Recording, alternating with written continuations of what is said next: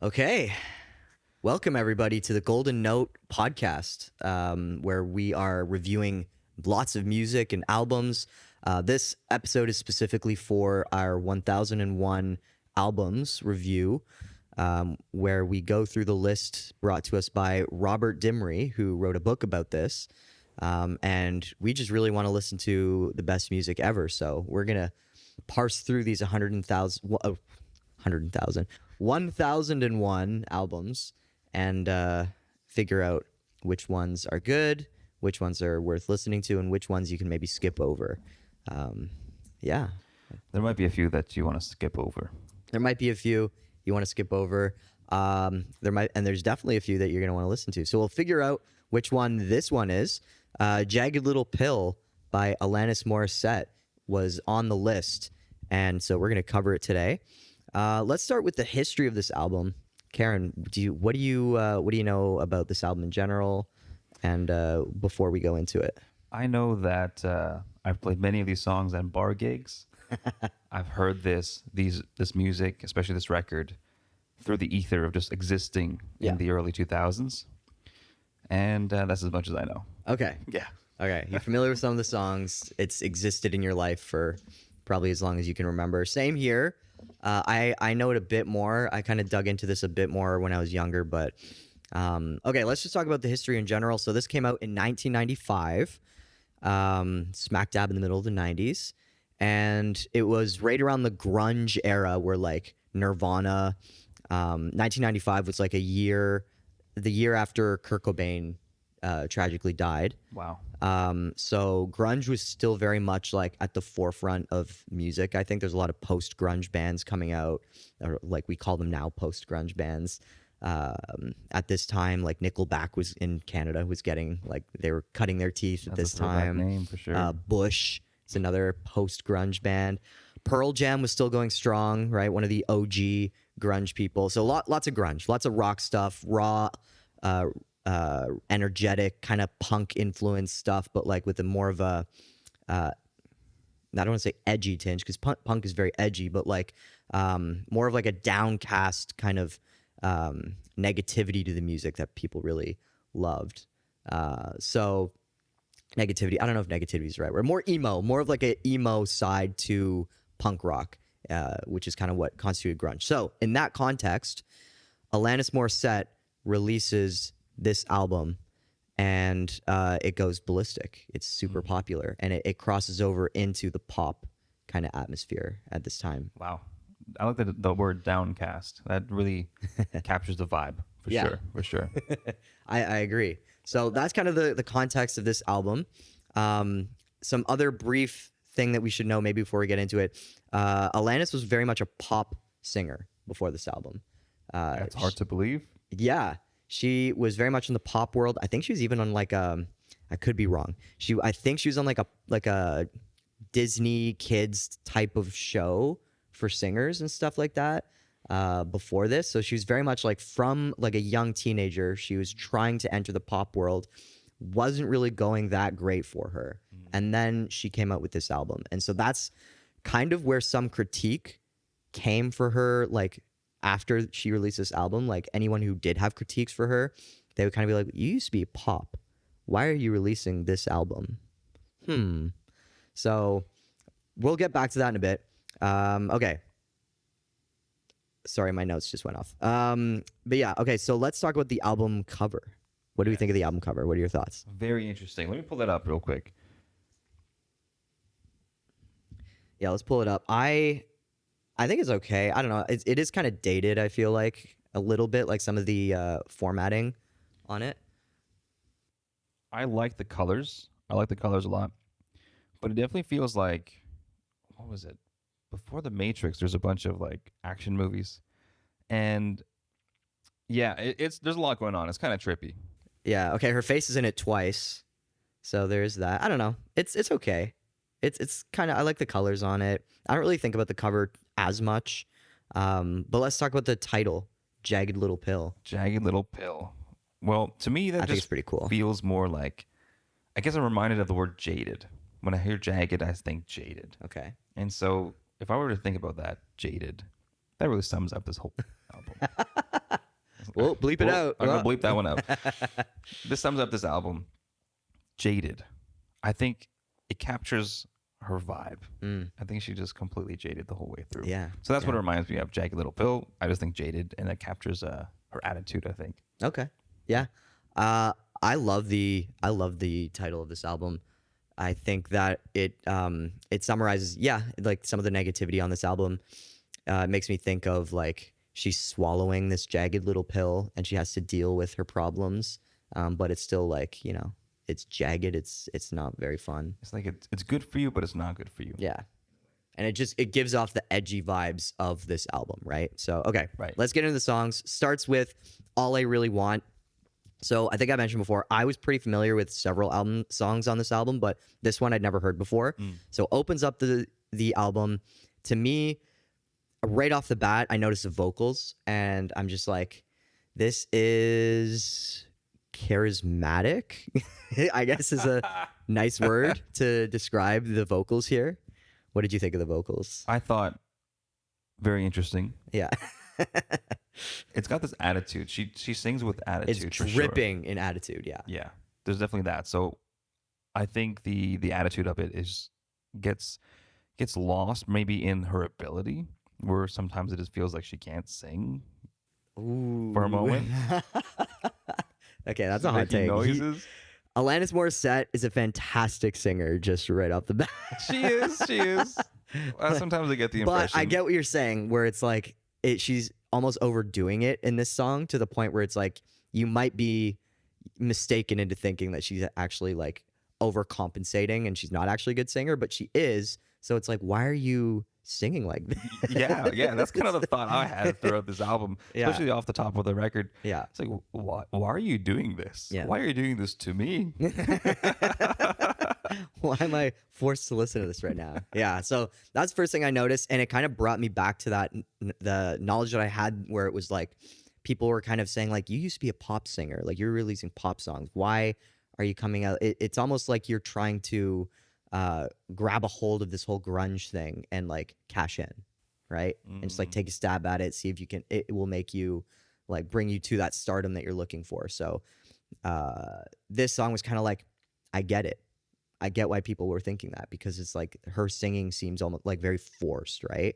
Yeah. In terms of like lyrics, and I noticed this throughout the whole album, and I kind of knew that these singers like Olivia Rodrigo and like new singer Gracie Abrams and like some of these new pop singers today really got their influence from Alanis, but it really hit me when I listened back to this album. I was like, wow, this is like the start of like the kind of like edgy, hyper specific lyrics Yeah. about like relationships and like anything, like just like and just like having those clippable moments of lyrics where it like really stands out. I can really hear the influence of like Olivia Rodrigo, which she got from this album. That's a really good point. Yeah. I describe that as she's just talking about her feelings.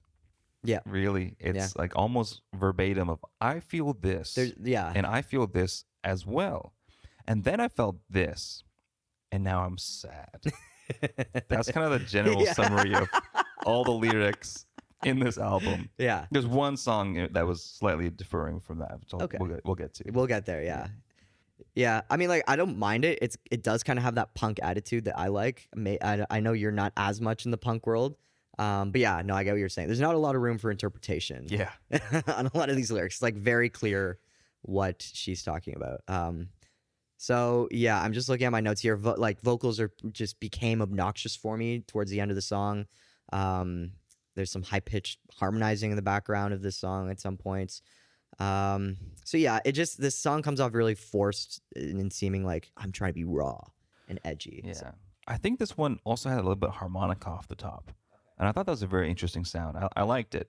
It filled in that sort of top presence area of the EQ spectrum. I felt there was a very wide range to the sound of the song, especially the whole album. So it felt more modern in that way. It had this very clean, crispy area of the top end. I thought there was a kick pattern that was really cool, and that really struck out to me. shout out Taylor Hawkins, the drummer, Great. on this album. Good to know his name. Yeah. And rest in peace, I should say too. He tragically died a few years ago. He's a drummer. He was a drummer in the Foo Fighters Oh wow. for like a very long time.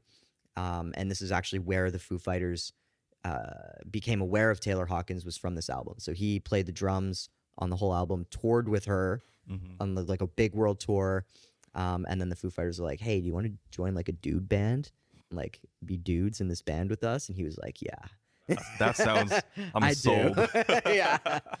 He was like, "I love Alanis and I love this music, but I kind of just want to be in a band with dudes, you know?" And also, like, he was like a drummer for hire with Alanis. Yeah. Whereas, like, if he joined the Foo Fighters, he was in a band. Like, he was like a part of that. That's a good point. I definitely felt like all the musicians, other than Alanis in this record, just felt like studio musicians plugging in what they had to plug in. Yeah. There's no room. There wasn't at least a lot of moments where they really expressed themselves or had creative liberties Yeah. in that way. So I definitely got that stale studio musician vibe. Yeah. But very tight. Very and tight. Very professional. And Taylor Hawkins, yeah, world class. He was a world class drummer. So, yeah. So I'm glad that you were catching the drums because he's awesome on this record. Ooh, there's one thing about this one too before we go forward. One of the lyrics, intellectual intercourse. Did she say that? She said that. And I was like, you know what? You might be onto something. I kind of like that. Yeah. There's definitely some catchy moments with the lyrics for sure. Some clippable moments. Okay, let's move on to "You Ought to Know." So this is like most people, I think like 90% of people watching this video know this song. Classic. It's an epic breakup song. It's transcended through pop culture. I love this song. So yeah, I've heard this a million times before. I listened to it on the album. The bass is really sick in this one. It's like really bumping. Is Yeah. what I noticed. Do you notice that I as noticed well? that too. Solid tone. Felt Yeah. great. Really Yeah. fit. The chorus is just like undeniable. Like it's just so, it's just like well crafted. That's a thing for me with this album is like all the one songs that really hit, like they're so well crafted. The Definitely. songwriting's really great. I noticed that in this one, she used doubles in her vocals for certain parts, but she used it sparingly, and it was very effective. So I like that a lot. Yeah. Yeah, no. The vocals for me, once again, they were raw and charismatic, similar to the first one, but I don't think it overdid it on this one. I think it like perfectly matched. I could be biased because I've just always known and loved this song. So hearing her vocals on other songs I didn't know sound weird, but on this one I'm used to them. I don't know, but that's just how I feel. I feel like on this song, the rawness to her vocals really do it justice. So yeah, that's how I feel. Love this song. One more note about this one that I guess that just really clicked for me. I wrote down that this sounds like all the cool girls looked like in the late 90s. If there was a song that encapsulated the fashion sense of the cool girls from the 90s to early 2000s, I think this song was it. Okay. It's kind of like that. Sometimes there's pixie haircuts. Sometimes a lot of beads. You know, maybe bell bottoms. What was it those bracelets with the studs? Yeah. Kind of stuff like that. Yeah, the song was it. Okay. Yeah. No, I gotcha. It's Yeah. not my vibe, but I think that's the vibe of the song. Okay. Yeah, I love the visual component you're bringing in here, the fashion. Cool. Yeah. Yep. Okay, let's keep going. Yeah. So to me, that's a great song, and then it moves into "Perfect." Beautiful intro vocals on this one, and the vocals throughout the song are really great. I've also always loved this song. I've known it for many years now, and yeah, it's just a great song about parenting and how parents can be like toxic, and their only love for their child is like, as long as you're perfect, then that'll be good for us, Yeah. kind of thing. So I like it. I think it's a good song. This one was nice. It was a nice palate cleanser. Yeah. And I definitely felt that there's some bass parts that were very interesting. Okay. Really helped drive the song forward. Had its own like melodic moments in there. Yeah. Yeah. Yeah. So definitely listen to that one. We're not. We're gonna try not to talk about every single song on every album, but these ones definitely stood out. Like "Hand in My Pocket," it's another banger, a certified banger. I don't know if have you heard that one before? I have. This album. Yeah. Okay, yeah. So another classic for me. Like I remember like in grade 2, like singing this song in my head like that. Like that's how long these songs have Yeah. kind of been with me. The so, earworms transcend. Yes. Yeah. Yeah. Lots of earworms. Like a masterclass in songwriting, relatable lyrics. Definitely check it out if you haven't listened to it. Just another song that like made this album absolutely pop off when it came Yeah, out for yeah. sure. Then the next few are like, I don't know, they were pretty mid Yeah. for me. Like Yeah. the next song, Right Through You, like the guitars lack teeth. Doesn't really like they're trying to be like they're trying to be rock, but they're not. Yeah. I thought it was trying to be grungy and like low down, but Yeah. it just was boring. Like the chorus was good, but like other than that, Yeah. yeah, The Forgiven, once again, like I don't know, wasn't super big into it. There's some mandolin in the song. Yeah. That's cool. Some other instruments. That was interesting to me. I kind of liked the introduction of some of those instruments. Yeah. But at the same time, I kind of felt confused because they established such an interesting sound off the top. And this whole time, I'm waiting for more harmonica and wondering, like, where's that harmonica? Because that sounded good And on the first song. On the first song. And I'm like, why do I get these guitars now? Where's my harmonica? So I felt like I was cheated when I heard those acoustic guitars and mandolins and what have you. Yeah. Yeah. How dare they do that to you? How dare they? They cheat you out of these instruments. They tease you with these instruments, and then they're gone. Yeah, sneaky. Yeah. You Learn. This is another known banger. Have you heard this one before, Karen? No, actually. Okay. Yeah, this Yeah. one was a little bit of a surprise for me. Yeah. So this is another song that I've known for quite a while. It's a nice positive song in the midst of all the angst on this album, right? I guess like there's like Hand in My Pocket's another one that was like kind of more of a positive vibe, but this one is like very nice, very positive. And I love the vocal outro as well. I think it's Nice. pretty cool. I did not like the bass tone. I think it was a synth, and it Okay. just felt kind of tacky to me. Okay. Yeah. I did not notice that. This one was more edgy and heartfelt, and it really reminded me of early 2000s kind of pop singer-songwriter stuff. Okay. Particularly an album I'm familiar with called Waiting for My Rocket to Come by Jason Mraz. I think he released that in like 2002. Karen's a big Jason Mraz fan. Just Oh, yeah. so everybody knows. Yeah. When or if that album comes up in this podcast, I'll have a lot to say. Yeah. Yeah. Yeah. Partly because I'll have more time to write all my thoughts because I know all the songs and actually know Sure. those lyrics. Yeah. But anyways, yeah, there's this call and response thing that happens in this song that a lot of singer-songwriters did back in the day, where it's like background vocals, lead vocals, as like a shout chorus almost. And it's very effective. For You Learn. For You Learn, yeah. yeah. But I think that really encapsulated the early 2000s pop kind of chorus vibe. Yeah. Yeah. Okay. Yeah. No, I agree. I'm trying to think of where are those call and responses in the song? They're more to the end, like kind of like the last chorus, the double chorus, I think, if I remember correctly. Okay. It's not necessarily call and response like exactly, but the use of the backing vocals feels like the call and response. Yeah. Yeah. I love the call and it goes even but back to the Beatles, right? Like they use that really well. Yeah. That kind of very catchy call and response tactic. Next one is Head Over Feet. Another known banger and positive song. Did you know this one? No. As well? Okay. This is another one I was familiar with. Yeah, just classic. Very nice, like love song in the midst of the anger once Yeah. again. So This is the one that I felt was the different one, the positive one. yeah. I wrote down like, even though she's being kind, she still sounds upset. I was like, good effort. You know, Yeah. maybe you smiled in the record there. Yeah, Like, yeah. Maybe you smiled once. Maybe you said thank you on that session. And that Right. was the song you said thank you on.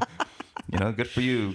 Yeah. Well, yeah, the line where it's like I fell head over feet, like in spite of me, kind of like I was trying not to fall in love with you, but Yeah. like, Yeah. it happened anyways. It's she's like, trying I was trying to be mad. and Exactly. Yeah. Just trying to be I was bad. trying to be, yeah. I got the vibe like closed off. when you're a toddler, you throw a tantrum and you're like getting tired. And Yeah. so you're like, I'm not really that mad anymore, but I gotta keep it up. Yeah. I don't know if anybody else has done that, but I've done that when I was a kid, and Yeah. it just felt silly. And this song kind of felt like that for a moment. I get that. Yeah. I yeah. feel that. Yeah. I did Still a like- great song though. Great song. Still a good song. And the best part, the harmonica came back in this track. Okay. So I was like, yeah, Yeah, there it is. here it is. See, Karen likes that consistency. I like the consistency too. Yeah. Yeah. But it didn't really, the fact that there was harmonica on the first song, I was just so transfixed by the charismatic vocals. Charismatic vocals. That the harmonica did not even register to me. So, yeah. Next one, Mary Jane. This one kind of starts off like perfect as well. Once again, like really nice, delicate vocals from Alanis that it's kind of like, once again, like when she's being super raw and charismatic, it's like, okay, I get it. But like, you know that she actually has like a really beautiful voice, like outside of trying to have this like raw component to it where it almost feels forced, right? So it's really nice to like hear that more stripped back version of her vocals, and then the bass really shines in this one. I remember as well. So Definitely. if you're a bass fan, you'll like many songs on this one. Definitely. One thing about the song was the tone of women empowerment. It kind of felt like that very clear, direct message that, you go girl type Yeah. of thing. Yeah. And I like that. I think at that time that wasn't super popular, but maybe this was a transitionary moment. Yeah. And I felt like, you know what? I can see young girls really resonating with this one for sure. Yeah. Yeah. I remember this. Yeah, I remember hearing that this was like a big feminist moment in like pop culture that like, just really was like a big thing. So Yeah. shout out to Alanis for bringing in that component to the '90s and bringing that sort of feminist thing. And you know what, this might actually be a good time to talk about like this whole concept of this album, because it's very much like a breakup, like anger album. Like that's what pretty much every song other than like the couple positive like head over feet songs. Yeah. She actually was like dating a up and coming comedian at the time. I wonder And who the then- joke was in that relationship. Whoa. And a good one. Thank you. And he like broke it off with her, and then like 2 weeks later got together with like some other woman, and so it like shattered her. And this whole album is like about her experience being with him for like several years, and then like him doing this. So that's like apparently the whole inspiration for this. And like even at the time, like after this was released and got really popular, like people knew the drama about it. They're like, oh, gee, I heard it's like about this comedian guy. And so he was kind of like dragged through the mud after this album came out by all the fans of this album. Very similar to Olivia Rodrigo. Right? And like the drama with her when she came out with her debut album, but about a boy who broke her heart. Do you know how old Alanis was when this record was about? I think she was in her like early to mid 20s, like 22 to 24. Wow. So probably around the same age of Olivia. I mean, she's Well, Olivia, a little bit younger, I think. Olivia was 18 when she came out with her debut Holy in moly. 2021. So yeah. But yeah, like still. I think around that time period, relationships feel incredibly devastating. I think it's at that point your brain hasn't made those connections. And then when you do make those attachment connections, they're very deep, strong, and a lot of not endorphins, but all the positive chemicals in your brain kind of pop out for the first time. And you're like, wow, what is this feeling? This is must be what love is. and then you get cast aside and you're like, oh, this is what death feels like. Yeah. And then you make an album. Cope. It's You're like right. copium. Copium. That internet slang over here. We are an internet podcast. We are an after all. internet podcast. True. Yeah. No, I see what you're saying, Karen. Thank you. I see what you're saying. Ironic was the last song on this album that I was like fully enjoyed. I'm with you on that one. It was, and once again, like, have you heard the song before? I keep This song, asking. no. No, you haven't heard the what? I don't think so. Dang, this is another A handful classic. of them I've definitely been aware of. Yeah. Some of them are like, oh, this sounds familiar. And I think this one was one of the vague familiar ones. Yeah. So I don't think I know it very Okay. well. Yeah. So this one is like, I love this one again. Like another masterclass just in songwriting. Like, not only are the lyrics fantastic and things that like the people will remember them and like even relay in conversation again. Like, it's like, oh, did you hear that song? Like, it's talking about all this like relatable things. Like, there's 10,000 spoons and all you need is a knife. Like, I remember I remember my mom like made reference to this song like a couple times in my life, like when there's like cutlery not where it's supposed to be. Yeah. When your know, mom makes a reference about a song, like that song reached the target audience. like 15 years after the song was Yeah. released, and there's still like references being made, right? That means Alanis is still getting paid. Yes, exactly. Good for her. It's still on the radio. It's still getting played. But also the melody. Like, this song is so catchy. Yeah. So many moments where it's just like genius melody crafting, in my opinion. So, yeah, great song. And then the last two songs were just kind of like, meh. I don't know. Didn't do much for me. Yeah. Sorry, what did you think of Ironic before No, we move on? fair, fair. Thanks for considering me in this Yeah, podcast. yeah. Yeah, the acoustic guitar was a welcome comeback. At this point, I heard some acoustics in some of the songs, but this one it really felt like it fit. It was very playful and fun, so I really enjoyed this one. Yeah, but I'm with you on like the next two were just kind of whatever. The cherry on top, however, was the record I listened to was like one of the remastered, and so at the very end there was another recording of "You Ought to Know." And Yes, yeah. did you listen to the same one? I think I listened to the album where they had all the remastered songs and like other cuts, but I didn't listen to the back half. I just listened to like the Right. original kind of, yeah. Gotcha. So when this one came on, when I was listening to it, I was like, again, why is this one 8 minutes? What are they doing to Oh me? wow. I felt like this was kind of rude. Yeah. The tone, you know. Is for Not the Doctor or which This one? is like another version of "You Ought to Know," kind of like a demo version. Oh, You Ought to Know. Okay, yeah, yeah. yeah. Yeah. But at that So point, I felt it was worse. it was something that I didn't need at the Okay, moment. left a bad taste. A little bit.